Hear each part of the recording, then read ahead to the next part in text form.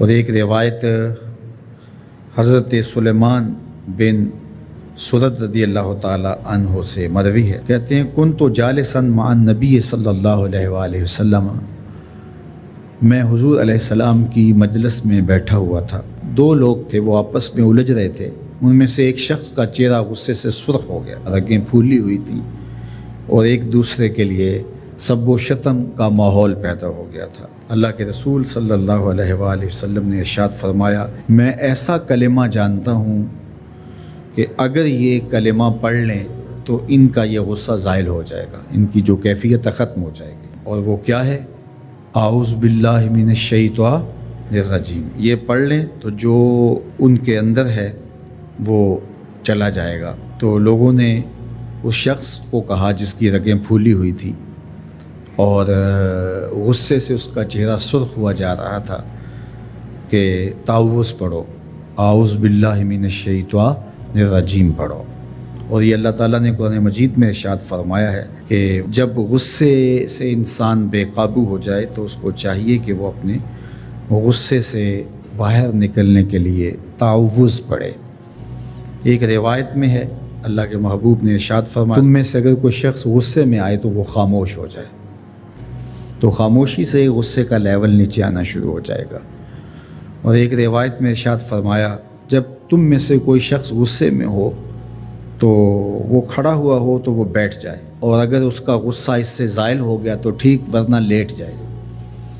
یعنی اگر وہ کھڑا ہو تو بیٹھ جائے، اور اگر بیٹھنے کے باوجود بھی غصہ ختم نہیں ہونے پا رہا تو لیٹ جائے، خاموش ہو جائے، تعوذ پڑھے اور بیٹھ جائے یا پھر لیٹ جائے۔ تو یہ چار صورتیں غصے کو کم کر دیتے ہیں۔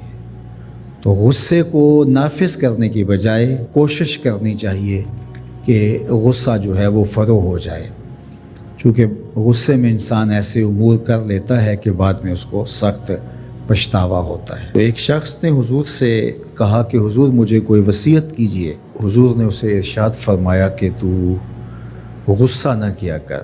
اس نے پھر کہا مجھے وصیت کیجئے، تو آقا کریم نے پھر فرمایا غصہ نہ کیجئے۔ اس نے پھر کہا، یہ بات ایک بار نہیں، اس نے کئی بار حضور سے پوچھی۔ وہ کوئی اور وصیت طلب کرنا چاہ رہا تھا کہ یہ تو ٹھیک ہے، کچھ اور وصیت بھی کیجئے۔ اس سے ایک تو اس شخص کی ذاتی صورتحال ایسی ہوگی، اور دوسری یہ ہے کہ اس نصیحت کی اہمیت کے پیش نظر کہ غصہ جب انسان کو آتا ہے تو وہ مغلوب ہو جاتا ہے اور بہت غلط فیصلے کر بیٹھتا ہے، اس لیے بار بار ایک نصیحت پر تاکید کرنا اور اس کا تکرار کرنا اس امر کی طرف توجہ دلاتا ہے کہ ہمیں معاملات کے اندر بہت معتدل رہنے کی ضرورت ہوتی ہے۔ جو شخص غصے کو نافذ کرنے کی طاقت رکھتا ہے، ایک تو ہوتا ہے کہ بندہ غصے سے خود اپنے آپ کو بے چین کرے گا، لیکن اپنے غصے کو نافذ نہیں کر سکتا، غصہ نکال نہیں سکتا، خود پیچ و تاب کھائے گا۔ لیکن یہ وہ شخص ہے جو غصے کو نافذ کر سکتا تھا، اس کے پاس طاقت تھی، لیکن اس نے اس کے باوجود غصے کو ضبط کیا۔ حضور علیہ السلام نے ارشاد فرمایا، قیامت کے دن اللہ تعالیٰ لوگوں کے سامنے اسے بلائے گا، تو اللہ تعالیٰ اسے اختیار دے گا کہ جنت کی حوروں میں سے جس کے ساتھ تم نکاح کرنا چاہتے ہو، جس کے ساتھ تم رہنا چاہتے ہو، تمہیں اس کا اختیار دیا گیا ہے، اس لیے کہ تم نے اپنے غصے کو ضبط کیا، اس کو نافذ کرنے کی طاقت کے باوجود۔ چار اشخاص کی کہانی سنو۔ حضور نے ارشاد فرمایا، اے عمر، اگر مجھے لوگوں کے سست ہو جانے کا ڈر نہ ہو تو میں تمہیں یہ بات کہوں کہ اس خبر کو جا کے گلی بازاروں میں بتا دو اور چار اشخاص کی جنت کی گواہی دے دو کہ انہیں جنت میں جانے سے کوئی شے نہیں روک سکتی۔ عرض کی حضور کون کون؟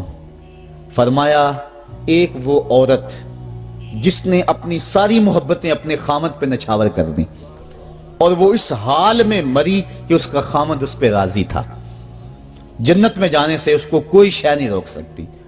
اور دوسرا وہ شخص جس کے بچے زیادہ ہیں، ذرائع آمدنی تھوڑے ہیں، لیکن اس نے اپنے بچوں کے پیٹ میں حرام کا لقمہ نہیں جانے دیا، محنت کرتا رہا، اوور ٹائم لگاتا رہا، مزدوری کرتا رہا اور اپنے بیٹوں کے لیے رزق حلال کی تلاش میں رہا۔ وہ بوڑھی کمر پہ بوریاں اٹھا اٹھا کے کام کرتا تھا اور اپنی کثیر اولاد کی پرورش کے لیے اس نے محنتیں بلی کی اور ان کو حرام کا لقمہ نہیں کھلایا۔ فرمایا قیامت کے دن اس کو بھی جنت میں جانے سے کوئی شے رکاوٹ نہیں پیدا کر سکتی۔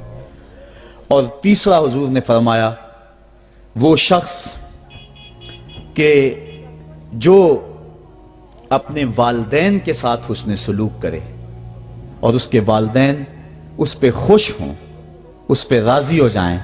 اور چوتھا وہ شخص کہ جس نے ایسی سچی توبہ کی کہ گناہوں کی طرف پلٹنا اس کے لیے اتنا مشکل تھا، جس طرح جانور کے تھن سے نکلا ہوا دودھ واپس نہیں جا سکتا، وہ گناہوں کی دنیا میں دوبارہ نہیں جا سکتا۔ تو یہ فرمایا یہ 4 شخص ایسے ہیں، عمر اگر اس بات کا ڈر نہ ہو کہ لوگ سست پڑ جائیں گے تو ان 4 اشخاص کے بارے میں شہادت دے دو کہ یہ دنیا پہ چلتے پھرتے جنتی ہیں۔ تو ماں باپ کی خدمت کرنے والا، ماں باپ کو راضی رکھنے والا یقیناً اللہ کی نعمتوں کا حقدار ہے۔ وہ بدبخت ہیں بیٹے جو ماں باپ کو راضی نہیں رکھتے۔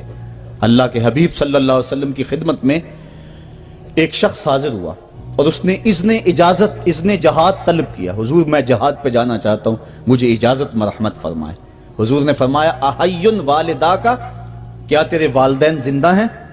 قالا نعم، عرض کی ہاں حضور میرے والدین زندہ ہیں۔ قالا ففیہما فجاہد، کہا جا ان کی خدمت کر، یہی تیرا جہاد ہے۔